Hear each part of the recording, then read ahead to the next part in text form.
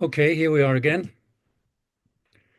So we were talking about the differences that Pesso Boyden therapy offers as compared with other therapies. And one of the principal differences is that in the Pesso system, we offer a kind of ritual, Mm, symbolic experience. yes. Yeah, and I think one of the wonderful things about it is that the ritual it begins sort of from the very beginning of a workshop in a sense. So the ritual is both the kind of the outer frame of what we do through the day together, and then also there's a very ritualistic aspect, an important aspect to the Pesso Boyden method once you're in the structure itself, because that is where we have that symbolic interactive experience for clients Yes. in the work they do. So So could you say a little bit more about that overall framing?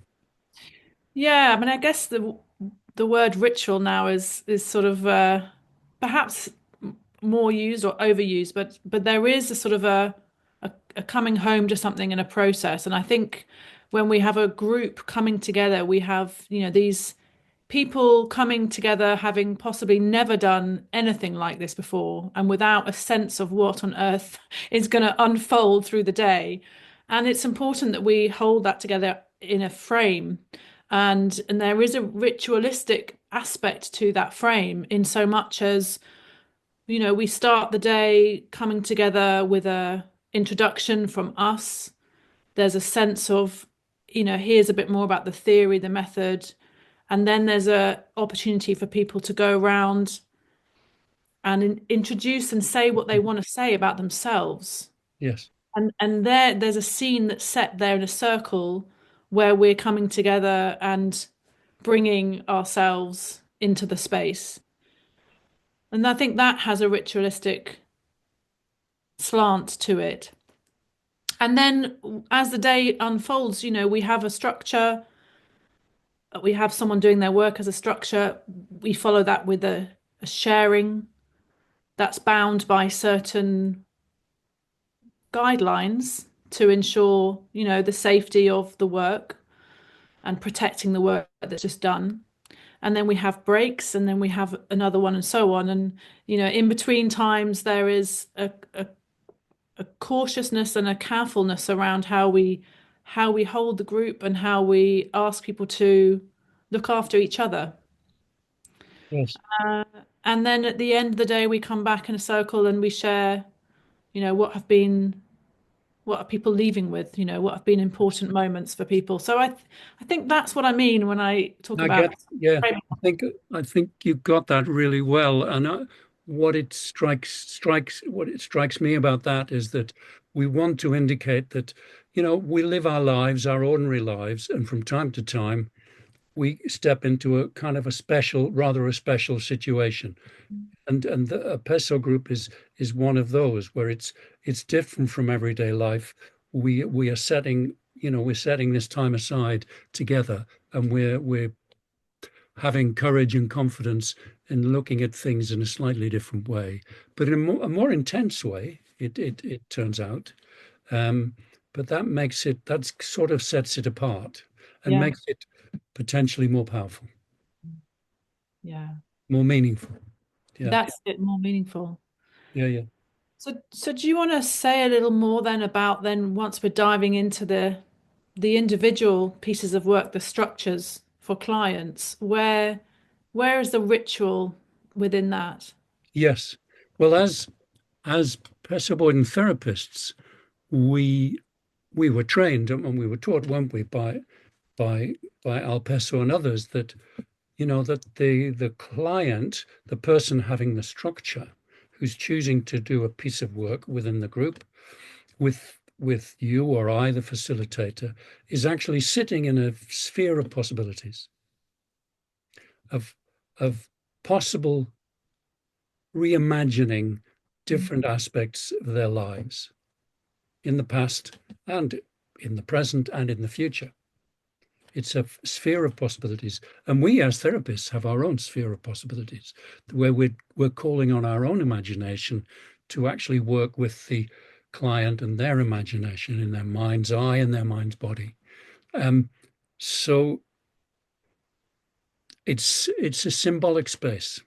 Mm, mm, And so and in that space, we're talking about actual history. We're talking about what has happened, what is happening and has happened to the person having the structure.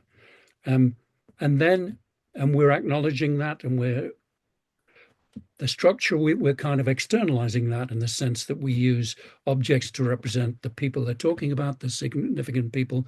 We create an object to be a placeholder, or we witness their feelings and the context of their feelings with a witness figure, which we use in our yeah. hands, Mm, and and so on, other figures in the air. So we're creating something about the way they are mapping their experience.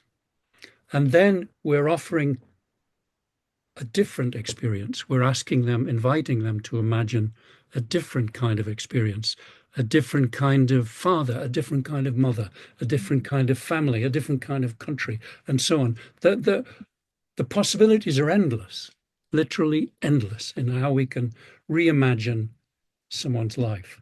Um, and the important thing is that we experience it, I think, in mm, that we feel it in our bodies, in our senses. We hear these actual figures that have been enrolled in particular ways, mm. not to improvise or anything, just to be there and be used by us, the client, to to move in a certain way, to be in a certain way, and to say certain things that we give them. So we hear them, and if the need is there, we have contact with them. The client actually contacts them in a way that they really needed and didn't get when they were younger. So there's such an importance here, I think you're coming to, which is the importance of that right fit. And I Yes. mentioned it before, but just to reiterate, I suppose that when we're talking about going from the imagination and the figures in the air and the possibility of these alternative figures into the role played figures, into the embodiment of those aspects from people's imagination of this alternative, and we bring in we invite someone from the group to play the role of that ideal mother or ideal sister or auntie or Mm. and the importance there of getting it right and getting the right fit so that people can really, so that kind of going from the symbolic to then a representation of that and sort of almost playing an archetype and the importance of of having that, ensuring that the client has that awareness that they can get it just right for them, and that we as therapists will support them and help them in getting the position accurate. If they want a hand on a shoulder, Mm. how much weight, how soft, and every detail is allowed and can And, be and made for them. we don't know what that just right fit is. It's Yeah. the client who does. So they're in control of this whole process, Yes. decide. And I suppose the belief fundamental to the Pesso method is that we trust that the client whose structure it is knows what they need. Mm.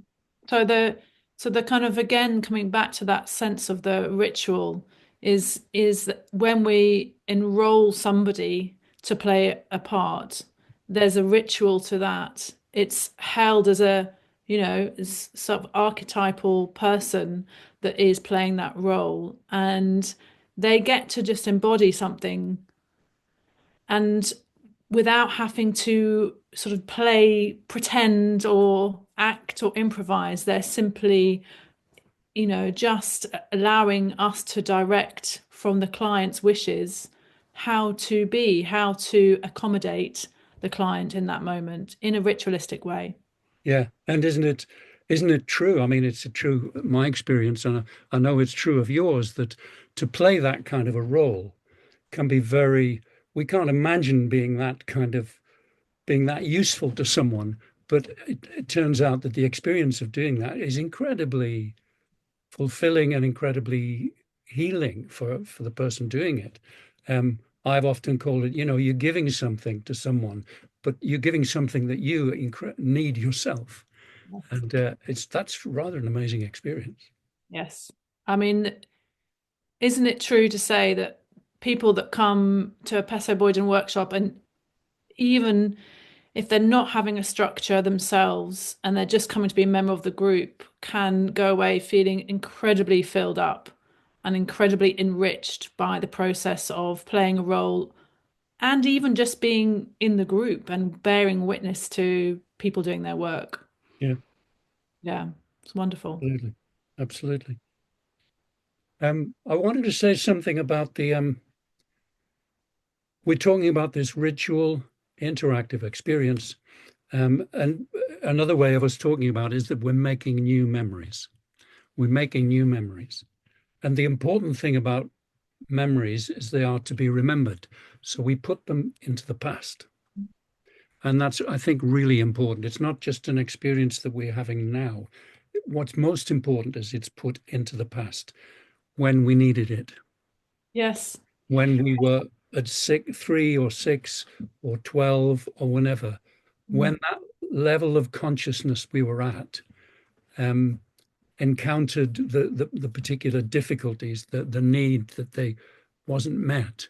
And this actual experience, when put back, antidotes that suffering and offers an experience of actually having the need met. Yes, that's right. So we're inviting people to really be in their body, but also be in their body in those ages. So they're Yeah, sort of taking their mind's eye back in time so that they are really being able to take in those ideal figures or that ideal place or whatever it is, and they're taking it in as the age, as that younger self, and letting that kind of land in their body from that perspective.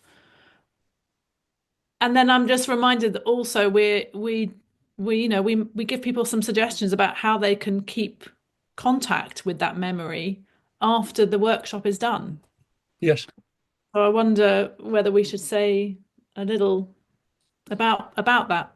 Well, yeah, I suppose we could. I mean, there's a sense in which, well, it's fundamental is that it's an experience that we take it into our whole system, our bodily, emotional, thought system. And um, but in order to help, we do something after the structure, maybe a week after we consolidate that Mm, structure. So we meet and talk with the person who's had it. And the important thing is to really try and remember mm. what what was really significant for the person about that experience. Are Yeah, there any images, feelings, thoughts that they might have had, particular kind of words that they heard from an ideal figure that have stuck with them, or a sensation that they've had in their bodies that still is with them? And we want to kind of consolidate that, and we invite them to consciously, deliberately choose to remember. mm. That's it. That's it. And I love some of the stories we've heard of clients who have found ways to really keep connected to their structures. Yes, yes, yes, through painting, through using textiles, through drawing, or through just having phrases that they put up around the house. And That's it, yeah. Post-it notes on the fridge yeah, of yeah, the keywords, things in their phone. yeah. Um, So that this antidote is developed and kind of, so it really kind of lodges in that's our it. memories. So it's a real memory. Yeah, Yeah, yeah. absolutely. Lovely.